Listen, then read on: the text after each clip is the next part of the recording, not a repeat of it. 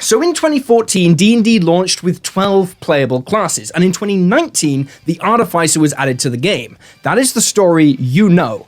But it's not the whole story. In fact, there have been numerous valiant attempts to add another class to the game. A class that has been released, that's been playtested, but has never been officially published. A class that is just lost to time. This is how to play the Mystic, D&D's forgotten class. The story of its rise and the tragedy of its fall. So the Mystic was released in 2015, then again in 2016, and the final version we ever got, the full subclass, was in UA Mystic 3 in March of 2017. Basically, a 2-year-long development process for this class. 2 years, which is the same amount of time that the entire of 1D&D has had behind its release. And the version in 2017, that's the version we're going to go over right now. So Mystics are basically the psychic Pokemon of D&D. They are spellcasters, kind of, but they don't have spell slots. They're not like sorcerers or wizards, no spell slots, but they do magic stuff. Your hit dice is a D8, you have proficiency in light armor and simple weapons.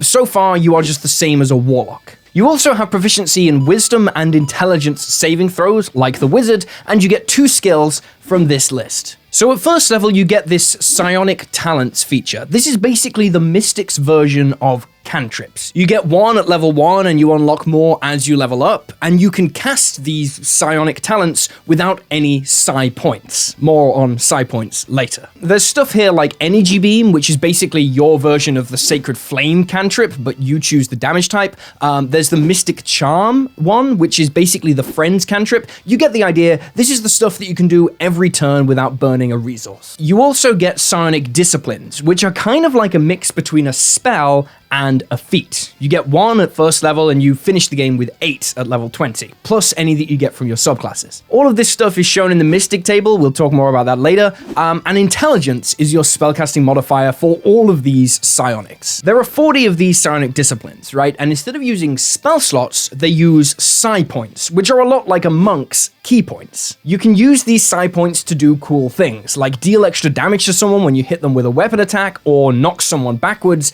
etc. The number of psi points you have is super janky. It's a ridiculous level curve. You start at 4 at level 1, up to 71 by level 20. It's all in the table, but all you need to know right now is that you spend these points to do cool things, and they recharge when you finish a long rest. Now, each of those 40 psionic disciplines also has a psionic focus. This is the part of the discipline which is basically like a feat. You can use a bonus action to focus on any psionic discipline you have, and you gain a passive benefit while you're focusing on it. It doesn't cost concentration or anything, and it lasts until you're incapacitated or you use it again. It's basically a permanent buff just for having that discipline. But psionic disciplines are also your spells, right? So let's take a look at one. Let's take a look at the psionic discipline, Brute Force. The psionic focus of Brute Force is that you have advantage on athletics checks. That's the permanent buff which is always on after you use a bonus action to focus on it. Now, let's take a look at the abilities that you can use psi points to access. You can use a bonus action to boost the damage of your next melee attack roll for 1d6 per psi point you spend.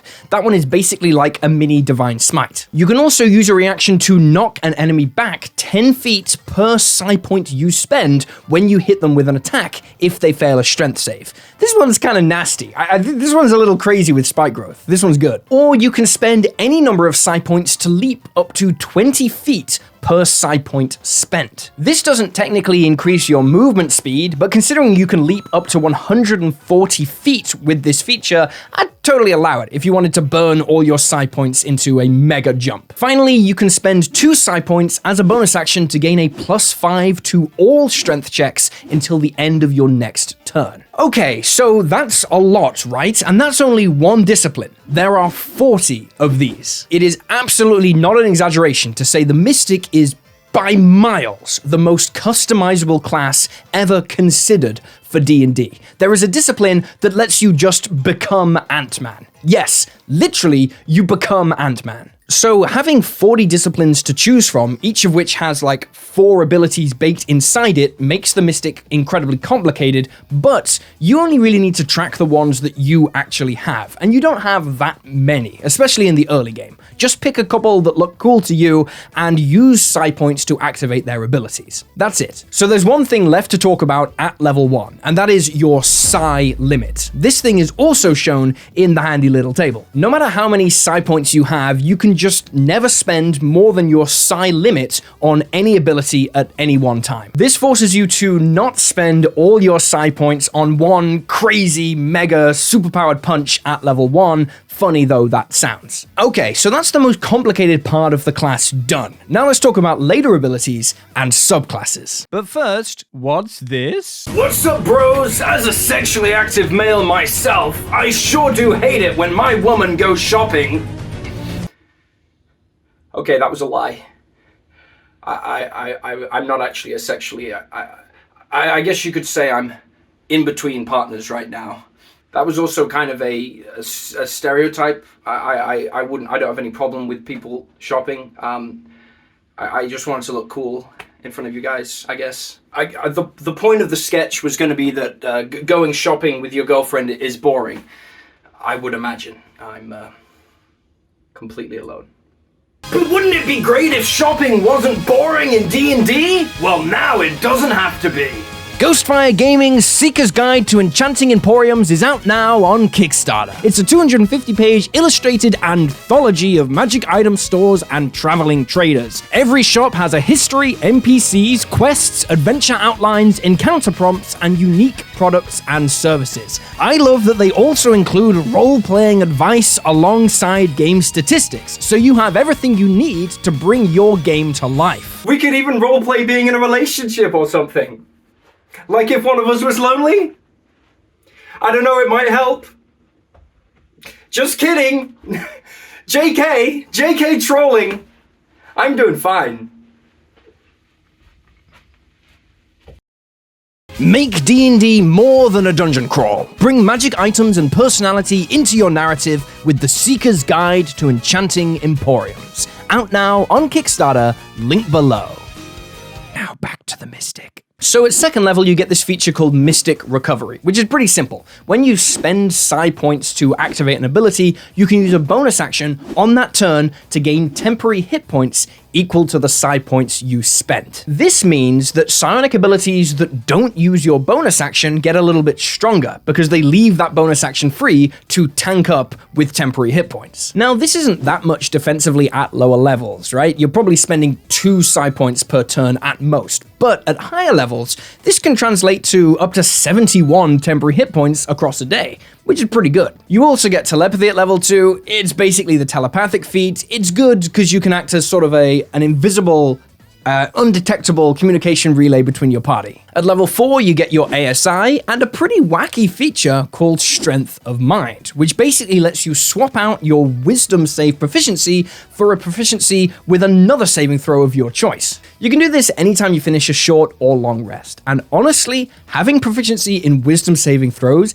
is probably the best proficiency to have saving throws with anyway. But if you know what you're going to be fighting, if you know something is coming up that attacks a specific saving throw, you can swap your proficiency to that to give yourself an edge against it. If you know you're going to be fighting a green dragon, you can pump up your con saves to defend against that poison by taking a short rest before you go into battle. However, this feature is kind of broken, and I don't mean like overpowered.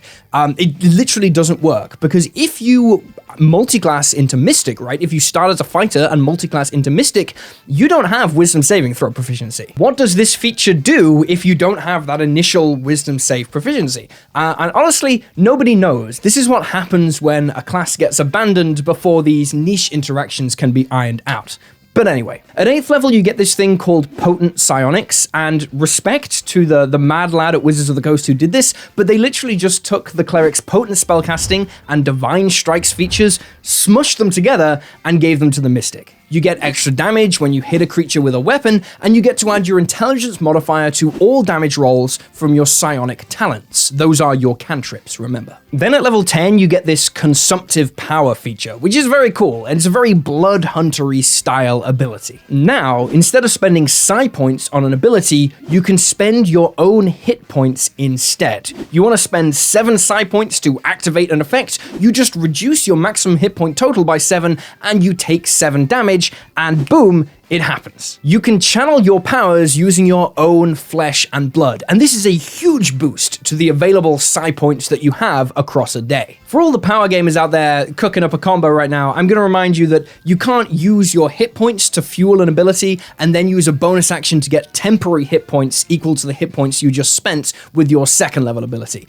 They don't interact like that. Your Mystic Recovery feature only works when you spend psi points, not when you spend hit points to replicate the effect of psi points. Then at level 11, you get probably the most infamous Mystic ability, Psionic Mastery. You get 9 special psi points. They are different to your other psi points. It would be nice if they had a different name, but they don't, so we live in a world of confusion. When you use these special psi points to fuel an ability that requires concentration, like the Wall of Repulsion from the Crown of Disgust psionic discipline, it doesn't stop you from concentrating on other psionic disciplines. Basically, you can concentrate on multiple concentration effects at once, which, no matter how any class or subclass tries to balance this, is always disgustingly powerful. Plus, it's just 9 free psi points on top of your hit points. Finally, at level 20, you get Psionic Body, giving you the following benefits. You resist bludgeoning, slashing, and piercing. You don't age. You're immune to disease, poison damage, and the poison condition, and anytime you die, you roll a d20, and if you get a 10 or above, you don't actually die, you just vanish and reappear 3 days later on the same plane that you died with all your gear and the benefits of a long rest. Pull an Obi-Wan Kenobi, you straight up dip out of there. That final feature sounds amazing, right? But honestly, it's not that great. It's much better to avoid dying at all than having this 50% reliable safety valve if you do happen to die. Even then, a party of players at level 20 has 1,000 ways to resurrect you if you do die without ever needing to use this feature. Still, it does beat a bunch of other capstone abilities like the utter trash that monks and sorcerers get at level 20. But that isn't a buff to mystics, okay? Just because some other classes suck, like they're objectively badly designed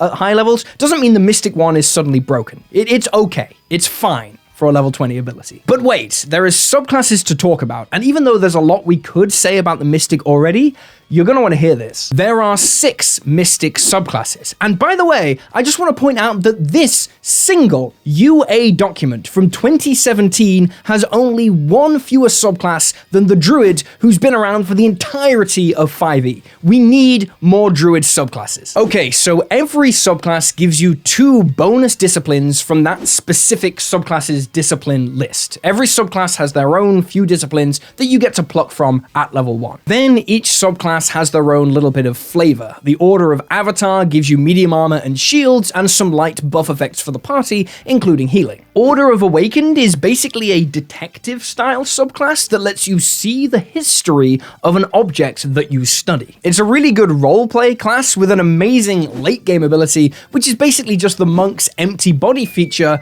but 4 levels earlier than the monks get it, because, you know, screw monks, right? Order of the Immortal gets you an extra hit point per level, basically turning you into a D10 hit die class, and unarmored defense similar to the Barbarian. It's one of the weaker Mystic subclasses, but it does have a pretty cool level 14 ability that lets you pretty much pop up from 0 hit points every single turn. Order of the Nomad just gives you a ton of teleportation abilities. It's blissfully simple in such a complicated class, and it's really fun. This is probably the best one for beginners who want to try the Mystic. Then you've got the Order of the Soul Knife, and this one might actually ring a few bells because Soul Knife is now an actual rogue subclass. The Mystic Soul Knife gives you medium armor, martial weapons, and a couple of soul knives that deal 1d8 on a hit. You can also use a bonus action to gain +2 to your AC by parrying parrying incoming attacks with your knives, and you can ignore enemies' AC and deal extra damage by the end of the game. Honestly, this one's a really cool subclass, and even though I do like the Rogue Soul Knife as well, I like this one even more. Finally, the Order of the Wu Gen lets you learn a few wizard spells, like say Fireball, Fireball, and Fireball, and you can cast them using spell slots you create with side points. This is kind of nasty. In fact, it's borderline unfair, because like just for reference, at level 9, you can craft 6 5th level spell slots in a day, when full casters have access to only 1. Okay, so those are the core Mystic mechanics, and the time has come to ask, are Mystics actually broken? And the answer is, yeah, like totally. Have you been paying attention? Mystics are the best class in the game, no doubt, but are they so broken they can never be used? And the answer to that is no. By level 9, Mystics are better martial characters than even the most outrageously power-gamed fighters, and by level 11, they're pretty clearly the strongest class in the game. Around levels 13 to 15, the power sort of swings back in favor of full spellcasters because they get access to bonkers spells like Simulacrum, Clone, and Force Cage. And as we all know, those spells are just kind of ridiculous. But Mystics also have some other quirks which are less obvious that make them powerful. Psionics aren't spells, so they can't be counterspelled. There's no need to save gold to copy spells into a spellbook or buy costly spell components. They just don't exist. So just dropping a Mystic into your game right now would probably mean there'd be one player who was way stronger than all the others. But there is another option. If you want to try the Mystic, why not let everyone play it? This is by far the most versatile class ever conceived of by WotC. You can have a party of 6 Mystics who are all totally different, like way more different than a fighter, barbarian, and ranger would be from each other. And then everyone's roughly on the same power level, they're trying something new, and it's honestly just really cool. It's almost like playing a variant of D&D, a DLC download, Dungeons & Dragons Mystic Edition, where everyone is, sure, more powerful, but the DM can make the enemies more powerful as well. But there is one more question we've got to answer, and that is, will the Mystic ever be printed? And the answer is, sadly, no. And that is the tragedy behind this story. Contrary to what people say, the Mystic isn't off the table because it's broken. It's actually quite easy to fix a class which is too powerful. The concept is solid. A talented designer with a little time and passion could fix this subclass pretty quickly. In fact, I would do it myself if I had the time and the Mystic was in the SRD. But it's not. Wizards would rather do nothing with the Mystic than let someone else fix it. And that's kind of rough on WotC, so let's be fair for a second. They have kind of done something with the Mystic class. The reason the Mystic won't ever be printed is because psionics have been done another way in Dungeons & Dragons now. We have psionic casters with the Aberrant Mind Sorcerer. We've got the Soul Knife Rogue and the Psi Knight Fighter. These are all actually pretty cool subclasses, and they take the place of psionics in D&D. The problem is, these psionics basically have zero identity at all. For the sorcerer, psionics are just more spells, they still use spell points, and for the other classes, the psionics aren't anything to do with spells, they're just random abilities. The downside here is that we've lost an opportunity for a spellcasting type class that doesn't use spell slots. One of my most popular shorts this year was all about removing spell slots from D&D. This is a really cool design space that people are really interested in, but it's been cannibalized by, honestly, less interesting ideas. 1D&D is even making the spellcaster variance problem worse by removing packed magic from warlocks. They're just normal half-casters now. I hate this, I'm not gonna lie, I hate that change. No doubt it is harder to make a variant spellcasting system for the upcoming D&D VTT, but it still sucks. D&D is a smaller, less interesting game because of this restriction. But even worse is that, to my reading, there is more love and passion and exciting design done in this UA from years ago than has been in any D&D book since Tasha's. Someone really cared about the Mystic, and their hard work and creativity deserves to be celebrated and played by you. They made it for you. The Mystic is worth saving, but the truth is, It won't be. Maybe one day a great third-party publisher will make millions of dollars with a Kickstarter that totally shakes up spellcasting in D&D. They'll introduce a whole new system and it will be awesome. But the Mystic is not the way that is going to happen. At least not officially, but that doesn't stop you from playing the Mystic. You can reach back through time, grab this UA, and give it a shot. You can be Ant-Man. It's literally Ant-Man. The amount of combos for this class are insane. The Mystic is a whole book's worth of content on its own. It does not deserve to be forgotten. But while we're talking about expanding D&D, why not swing on by the D&D Shorts Patreon to expand your game with hundreds of pages of epic content right now? You get 4 full magazines of content if you sign up today, each with their own one-shot adventure ready to play right now. And yeah, that's basically all I got. Remember to like and subscribe, share this with your group, get a Mystic game running together, and I'll see you next time.